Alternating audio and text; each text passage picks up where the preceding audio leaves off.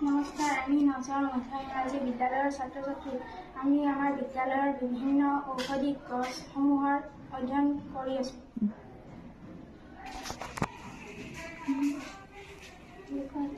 নমস্কাৰ, আমি আমাৰ বিদ্যালয়ত আমলখি আৰু শিলিখা গোটাইখিনি শুকাম আৰু পাউডাৰ বনাই কিনি আমি এইখিনি আমাৰ বিদ্যালয়ৰ ছাত্ৰ ছাত্ৰীখিনি কম পেট বিষোৱা, মাথা বিষ,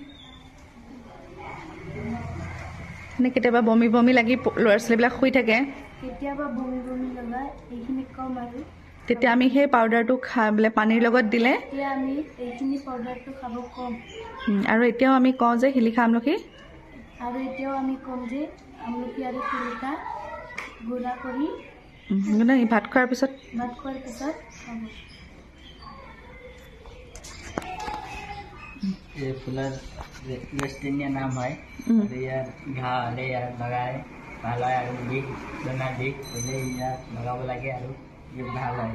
কেনেদৰে লগাব লাগে ফুলটো?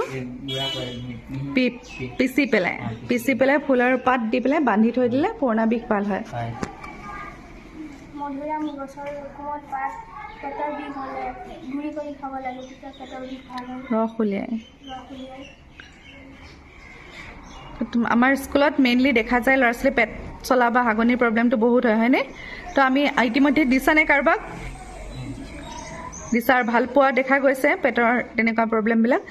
তো তোমালোকে এইখিনি কমপ্লিট কৰিছানে আৰু কৰিবলগীয়া কাম আছে?